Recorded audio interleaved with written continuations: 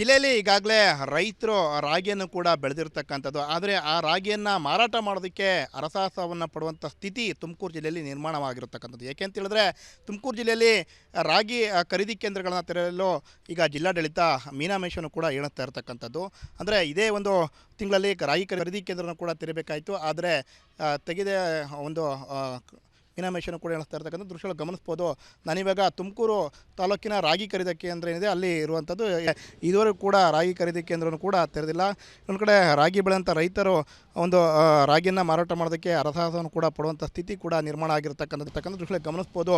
ತುಮಕೂರು ತಾಲೂಕಿನಲ್ಲಿರ್ತಕ್ಕಂಥ ರಾಗಿ ಖರೀದಿ ಕೇಂದ್ರ ಕಂಪ್ಲೀಟ್ ಕೂಡ ಕ್ಲೋಸ್ ಆಗಿರ್ತಕ್ಕಂಥದ್ದು. ರೈತರು ಕೂಡ ಇಲ್ಲಿ ಪ್ರತಿನಿತ್ಯ ಬಂದು ರಾಗಿ ಖರೀದಿ ಕೇಂದ್ರದ ಹತ್ರ ಬಂದು ನೋಡ್ಕೊಂಡು ಹೋಗುವಂಥ ಕೆಲಸ ಕೂಡ ಆಗ್ತಾ ಇರ್ತಕ್ಕಂಥ. ಅಂದರೆ ಯಾವಾಗ ತೆಗಿತಾರೆ ಏನು ಅನ್ನೋದು. ಆದರೆ ಅಧಿಕಾರಿಗಳು ನೋಡಿದ್ರೆ ಇವತ್ತು ನಾಳೆ ಅನ್ನೋ ಒಂದು ರೀತಿಯಲ್ಲಿ ವರ್ತನೆ ಕೂಡ ಮಾಡ್ತಾ ಇರ್ತಕ್ಕಂಥದ್ದು. ಈ ಬಗ್ಗೆ ನಮ್ಮ ಜೊತೆ ಮಾತನಾಡೋದಕ್ಕೆ ರೈತರು ಕೂಡ ಇದ್ದಾರೆ. ಅವ್ರನ್ನ ಕೂಡ ಮಾತಾಡಿಸ್ತಾ ಹೋಗ್ತೀನಿ. ಅಂದರೆ ಏನು ರೀಸನ್ನು, ಯಾಕೆ ಈ ರೀತಿಯಾಗಿ ಅಧಿಕಾರಿಗಳು ಮಾಡ್ತಾರೆ ಅಂತ ರೈತರನ್ನು ಕೂಡ ಕೇಳ್ಕೊಳ್ಳೋಣ. ಸರ್, ರಾಗಿ ಖರೀದಿ ಕೇಂದ್ರ ಇನ್ನೂ ಕೂಡ ಓಪನ್ ಆಗಿಲ್ಲ, ಏನು ಸಮಸ್ಯೆ ಏನು ಸರ್? ನೋಡಿ, ಈಗಾಗಲೇ ಪ್ರತಿ ವರ್ಷದ ಮುಂಗಾರು ಹಂಗಾಮಿನ ನಂತರ ಈಗ ರಾಗಿ ಪ್ರಕ್ರಿಯೆಗೆ ಈಗ ಏನು ಕಟಾವು ಯಂತ್ರಗಳು ಬಂದಾಗ ಅದ್ರ ಬೆಲೆ ನಿಗದಿನ ಪ್ರತಿ ವರ್ಷ ಸುಮಾರು 6 ವರ್ಷದಿಂದ ಮಾಡಿಸ್ತಾ ಇದ್ವು. ಈ ಕಟಾವಾದ ನಂತರ ಕೂಡಲೇ ಈಗ ಖರೀದಿ ಕೇಂದ್ರಗಳನ್ನ ತೆರಲಿಕ್ಕೆ ರಿಜಿಸ್ಟ್ರೇಷನ್ ಕೇಳ್ತಾರೆ. ಸರ್ಕಾರ ಯಾವುದೇ ಮುಂದಾಲೋಚನೆ ಮತ್ತು ತಯಾರಿ ಇಲ್ಲದೆ ರಿಜಿಸ್ಟ್ರೇಷನ್ ಕೂಡ ತೊಗೊಳುತ್ತೆ.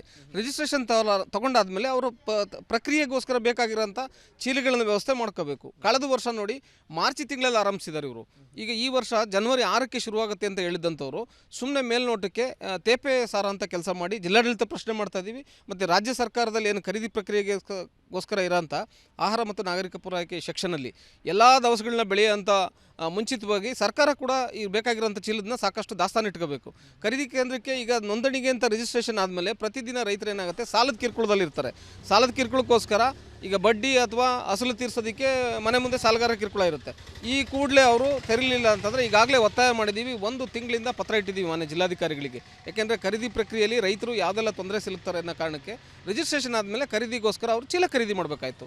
ಸದ್ಯ ಏನು ಹೇಳ್ತಾರೆ, ಈಗ ವೆಸ್ಟ್ ಬೆಂಗಾಲಿಂದ ಖರೀದಿಗೆ ಅಂತ ಚೀಲಕ್ಕೆ ಆರ್ಡರ್ ಮಾಡಿದ್ದೀವಿ ಅಂತ ಹೇಳ್ತಾರೆ. ಆದರೆ ಎಷ್ಟು ದಿನ ಬೇಕಾಗಿದೆ? 1 ತಿಂಗಳಿಂದ ನಾವು ಮೌಖಿಕವಾಗಿ ಪ್ರಸ್ತಾಪ ಮಾಡ್ತಾ ಇದ್ದೀವಿ, ಪತ್ರ ಕೂಡ ಇಟ್ಟಿದ್ದೀವಿ. ಪತ್ರಕ್ಕೆ ಉತ್ತರ ಇಲ್ಲ, ಸಭೆ ಕರೀತಾ ಇಲ್ಲ. ಯಾಕೆಂದರೆ ಇವರು ವಿಳಂಬ ಮಾಡಿದ್ರೆ ರಾಗಿ ಮತ್ತೆ ಪರೋಕ್ಷವಾಗಿ ಏನಾಗುತ್ತೆ, ರೈತ ತೊಂದರೆ ಸಿಲುಕ್ತಾನೆ.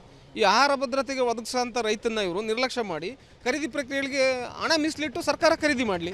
ಈ ಚೀಲದ ಪ್ರಕ್ರಿಯೆಗೆ ಮುಂಚಿತವಾಗಲೇ 6 ತಿಂಗಳ ಮುಂಚೆನೇ ಖರೀದಿ ಮಾಡಿಟ್ಕೊಳ್ಳಿ. ಅದು ಸರ್ಕಾರದ ಜವಾಬ್ದಾರಿ, ಮಾಡಲೇಬೇಕು.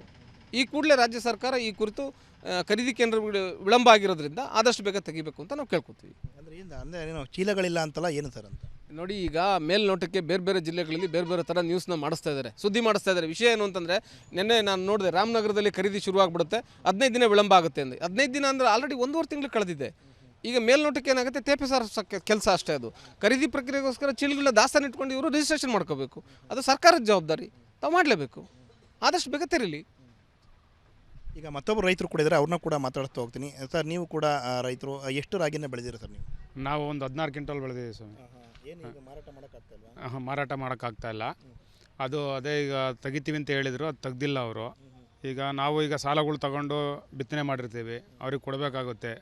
ಈಗ ಆ ಸಾಲ ಕೊಡೋಕ್ಕೋಸ್ಕರ ಏನು ಮಾಡ್ತೀವಿ, ಇವರು ತಗೊಂಡಿದ್ದಕ್ಕೆ ಕಮ್ಮಿಗೆ ಬೆಲೆಗೆ ಕೊಟ್ಬಿಟ್ಟು ಅವ್ರು ಸಾಲ ತೀರಿಸ್ಬೇಕು ಅಂತೇಳಿ ಕೊಟ್ಬಿಡ್ತೀವಿ. ಆಗ ನಮಗೆ ಲಾಸ್ ಆಗ್ತಾಯಿದೆ ಇದು. ಹಂಗಾಗಿ ಕೇಳಿದ್ರೆ ಇಲ್ಲಿ ಬಂದು ಕೇಳಿದ್ರೆ ಚೀಲಗಳಿಲ್ಲ, ಇದು ಅಂತ ಏನೇನೋ ಹೇಳ್ತಾ ಇದ್ದಾರೆ. ಇದಿಷ್ಟು ರೈತ ಮುಖಂಡರು ಮತ್ತು ರೈತರು ಹೇಳ್ತಾ ಇರ್ತಕ್ಕಂಥ ಮಾತು. ಅಂದರೆ ನಾವು ಕಷ್ಟ ಬಿದ್ದು ರಾಗಿಯನ್ನು ಕೂಡ ಬೆಳೆದಿರ್ತೀವಿ, ಮತ್ತು ಅದಕ್ಕೆ ಸೂಕ್ತ ಒಂದು ನಿಗದಿತ ಒಂದು ಬೆಲೆಯಲ್ಲಿ ಮಾರಾಟ ಮಾಡೋಣ ಅಂದರೆ ಅಧಿಕಾರಿಗಳ ಒಂದು ನಿರ್ಲಕ್ಷ್ಯದಿಂದ ರಾಗಿಯನ್ನು ಕೂಡ ಇನ್ನೂ ಮಾರಾಟ ಮಾಡೋಕ್ಕಾಗ್ತಾಯಿಲ್ಲ. ಅಂದರೆ ನಮಗೆ ಗೋಣಿ ಚೀಲ ಇಲ್ಲ ಅಂತೇಳಿ ಒಂದು ರೀಸನನ್ನು ಕೂಡ ಕೊಡ್ತಾರೆ ಅನ್ನೋ ಮಾತನ್ನು ಕೂಡ ಹೇಳ್ತಾ ಇರ್ತಕ್ಕಂಥದ್ದು. ಕ್ಯಾಮರಾ ಪರ್ಸನ್ ರಾಕೇಶ್ ಗುಳೆ ಜೊತೆ ಜಗದೀಶ್, ರಿಪಬ್ಲಿಕ್ ಕನ್ನಡ, ತುಮಕೂರು. 2025-26ನೇ ಕನಿಷ್ಠ ಬೆಂಬಲ ಬೆಲೆ ಯೋಜನೆಯಡಿ ನಮ್ಮ ತುಮಕೂರು ಜಿಲ್ಲೆಯಾದ್ಯಂತ ಸುಮಾರು 56,992 ಜನ ರೈತರು ನೋಂದಾಯಿಸಿಕೊಂಡು ಅಂದಾಜು ನೋಂದಾಯಿಸಿಕೊಂಡ ಪ್ರಮಾಣ 12,95,541 ಆಗಿರುತ್ತದೆ. ಈಗ ಆಲ್ರೆಡಿ ನೋಂದಣಿ ಅವಧಿ ಡಿಸೆಂಬರ್ 15, 2025ಕ್ಕೆ ಅಂತ್ಯವಾಗಿರುತ್ತದೆ.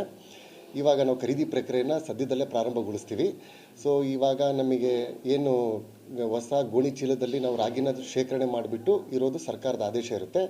ಈ ಹೊಸ ಗೋಣಿ ಚೀಲಕ್ಕೆ ಸಂಬಂಧಪಟ್ಟಂತೆ ನಮ್ಮ ಕೇಂದ್ರ ಕಚೇರಿಯಲ್ಲಿ ಟೆಂಡರ್ ಪ್ರಕ್ರಿಯೆ ಕೈಗೊಂಡಿರ್ತಾರೆ. ಸೊ ಇವಾಗ ನಮಗೆ ಗನ್ನಿ ಬ್ಯಾಗ್ದು ಫಸ್ಟ್ ಆಲ್ರೆಡಿ ಇಂಡೆಂಟ್ ಪ್ಲೇಸ್ ಮಾಡಿ 7/1/2026 ಇಂಡೆಂಟ್ ಪ್ಲೇಸ್ ಮಾಡಿದ್ದಾರೆ. ಅದರಲ್ಲಿ ನಮಗೆ ನಮ್ಮ ತುಮಕೂರು ಜಿಲ್ಲೆಗೆ 2 ಲಕ್ಷ ಚೀಲಗಳು ಹಂಚಿಕೆ ಆಗಿರುತ್ತವೆ. ಈ ಹಂಚಿಕೆ ಆಗಿರುವಂಥ ಚೀಲಗಳು ನಮಗೆ ಇನ್ನೂ ಒಂದು ವಾರದಲ್ಲಿ ನಮ್ಮ ಜಿಲ್ಲೆಗೆ, ನಮ್ಮ ಗೋಡನ್ಗಳಿಗೆ ಬಂದು ಸೇರುತ್ತೆ. ಇನ್ನು ರಿಮೈನಿಂಗ್ ಇಂಡೆಂಟ್ ಕೂಡ ನಮ್ಮ ಕೇಂದ್ರ ಕಚೇರಿಯಿಂದ ಪ್ಲೇಸ್ ಮಾಡಿರ್ತಾರೆ. ನಮಗೆ ಗೋಣಿ ಚೀಲ ಬರ್ತಾ ಇರೋದು ಜೂಟ್ ಕಮಿಷನ್ ಆಫ್ ಇಂಡಿಯಾದಿಂದ, ನಮಗೆ ಅಲ್ಲಿಂದ ಮ್ಯಾನುಫ್ಯಾಕ್ಚರಾಗಿ ಬರೋದು ಕಲ್ಕತ್ತಾದಿಂದ. ಸೊ ಏನಕ್ಕೆ ನಮಗೆ ಗೋಣಿ ಚೀಲದ್ದು ಸರಬರಾಜು ನಿಧಾನಗತಿಯಲ್ಲಿ ಸಾಗಿದೆ ಅಂದರೆ, ಅಲ್ಲಿ ಜೂಟ್ ಪ್ರೊಡಕ್ಷನ್ದು ತುಂಬ ಸಮಸ್ಯೆ ಆಗಿದೆ ಕಲ್ಕತ್ತಾದಲ್ಲಿ ಡ್ಯೂ ಟು ಬಾಂಗ್ಲಾದೇಶ್ ಕಾನ್ಫ್ಲಿಕ್ಟಿಂದ. ಸೊ ನಮಗೆ ಅಲ್ಲಿ ಜೂಟ್ದು ರಾ ಮೆಟೀರಿಯಲ್ ಸಿಗದೇ ಇರೋದ್ರಿಂದ ಪ್ರೊಡಕ್ಷನ್ ಸ್ಲೋ ಆಗಿದೆ ಅಂತೇಳಿ ಮಾಹಿತಿ ನಮ್ಮ ಕೇಂದ್ರ ಕಚೇರಿ ಮಟ್ಟದಲ್ಲಿ ನಮಗೆ ಸಿಕ್ಕಿರುತ್ತೆ. ಸೊ ಆದರೂ ಕೂಡ ನಮಗೆ ಫೆಬ್ರವರಿ 1ನೇ ವಾರ 2ನೇ ವಾರದಲ್ಲಿ ಚೀಲ ಸ್ವೀಕೃತಿ ಆಗುವ ಎಲ್ಲ ಸಾಧ್ಯತೆಗಳು ಇರುತ್ತವೆ. ಸೊ ನಮಗೆ ಚೀಲ ಬಂದ ತಕ್ಷಣ ನಾವು ಇಮ್ಮಿಡಿಯೇಟಾಗಿ ಖರೀದಿ ಪ್ರಕ್ರಿಯೆನ ಜಿಲ್ಲೆಯಾದ್ಯಂತ ನಾವು ಪ್ರಾರಂಭಗೊಳಿಸ್ತೀವಿ.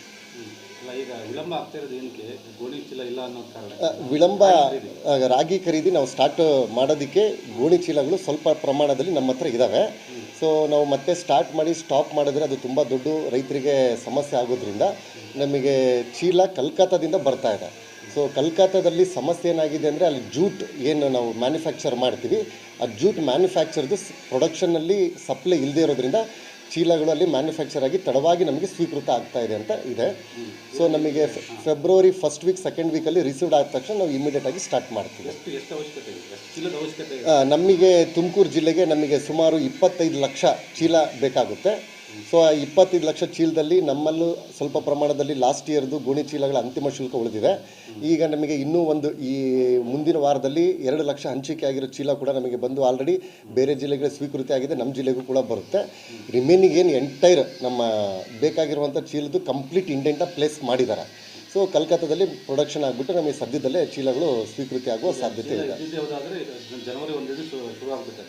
ಜನವರಿ 1ರಿಂದ ನಾವು ಮಾಡಬೇಕಾಗಿತ್ತು ಕೆಲವೊಂದು ಟೆಂಡರ್ ಪ್ರಕ್ರಿಯೆಗಳು. ಮೇನ್ ಆಗಿ ನಮಗೆ ಚೀಲ ಸಪ್ಲೈ ಆಗ್ತಿರೋದೇ ಜೂಟ್ ಕಮಿಷನ್ ಆಫ್ ಇಂಡಿಯಾದಿಂದ. ಅಲ್ಲಿ ನಮಗೇನು ಮೀಟಿಂಗ್ಗಳಲ್ಲಿ ತೊಗೊಂಡಾಗ ಮಾಹಿತಿ ಬಂದಿರೋದು ಜೂಟ್ ಪ್ರೊಡಕ್ಷನ್ದು ಕಾನ್ಫ್ಲಿಕ್ಟ್ ಇರೋದ್ರಿಂದ ಮತ್ತು ಸಪ್ಲೈ ಇಲ್ಲದೆ ಇರೋದ್ರಿಂದ ಹಾಗಾಗಿ ತಡವಾಗಿದೆ. ಬಟ್ ಆದರೂ ಕೂಡ ನಮ್ಮ ಟೆಂಡರ್ ಪ್ಲೇಸ್ ಆಗಿದೆ. ಶೀಘ್ರದಲ್ಲೇ ನಮ್ಮ ಚೀಲಗಳು ಸರಬರಾಜು ಆಗ್ತವೆ.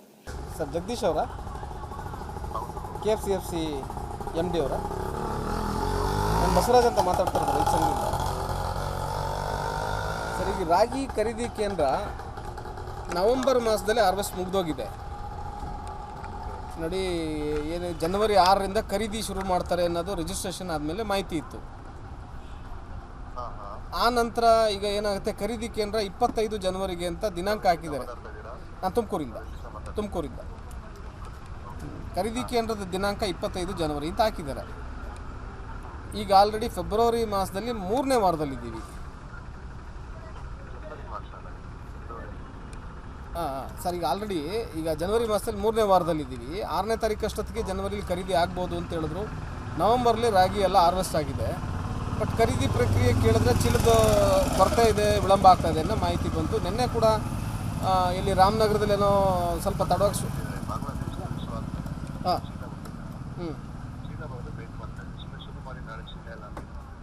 ನೋಡಿ ಸರ್, ಈಗ ಅದನ್ನು ಬಾಂಗ್ಲಾದೇಶದ ಸರ್ ನೀವು ಸರಿ ಸರ್ ಮುಂಚಿತವಾಗಲೇ ಪ್ರಕ್ರಿಯೆ ಈಗ ಒಂದು ಸರ್ ನೀವು ಹೇಳ್ತಾ ಇರೋದು ಕರೆಕ್ಟ್ ಇದೆ. ಈಗ ನಮ್ಮ ರೈತರು ಮಳೆ ಬಂತು ಅಂದ ಕೂಡಲೇ ಏನಾದ್ರು ನೀವು ಚೀಲ ಬರುತ್ತಾ ಚೀಲ ಬರಲ್ವಾ ಅಂತ ಬಿತ್ತನೆ ಮಾಡ್ತಾರಾ? ಅಲ್ಲ ಸರ್, ಹಾಳಾಗಲ್ಲ ಸರ್. ಈಗ ರೈತ ಮಾಡ್ಕೊಂಡ್ರೆ ಸಾಲಕ್ಕೆ ಯಾರು ಜವಾಬ್ದಾರಿ? ಈಗ ಈಗ ಬಾಂಗ್ಲಾದೇಶ ಇಶ್ಯೂ ಅಂತಂದರೆ ಇದು ಇಂಟರ್ನಲ್, ನಮಗೆ ಬೇಕಾಗಿರೋದು ಇಲ್ಲಿ ನಮ್ಮ ಇಂಡಿಯಾದೊಳಗಡೆ ಖರೀದಿ ಆಗುತ್ತೆ ಚೀಲಗಳು. ಅದನ್ನ ಪ್ರಕ್ರಿಯೆ ಬೇಗ ಮಾಡ್ಕೊಳ್ಳಿ ಅಂತ ಅಷ್ಟೇ ನಾನು ಕೇಳ್ತಾ ಇರೋದು. ಹೇಳಿ ಸರಿ ಸರ್, ಪ್ರಕ್ರಿಯೆಗಳು ಬೇಗ ಆಗಬೇಕಲ್ಲ. ಈಗ ನೋಡಿ ನವಂಬರ್ ಮಾಸದಲ್ಲಿ ಸರ್ ರೈತ ಮಾಡ್ಕೊಂಡಿದ್ದ ಸಾಲಕ್ಕೆ ಈಗ ಆಲ್ರೆಡಿ ಈಗ ಏನಾಗುತ್ತೆ, ಸಾಲದ ಕಿರುಕುಳ ಇರುತ್ತೆ, ಬಡ್ಡಿ.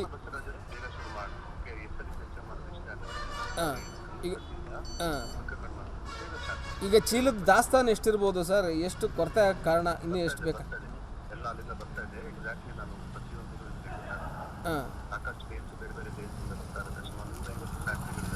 ಓಕೆ, ಖಂಡಿತ ಸರ್, ಖಂಡಿತ. ಈಗ ಖಂಡಿತ ಈಗ ಆದಷ್ಟು ಬೇಗ ನೋಡಿ 9 ಖರೀದಿ ಕೇಂದ್ರ ಇದೆಯಲ್ವಾ, ಈಗ ಆಲ್ರೆಡಿ ಅವರು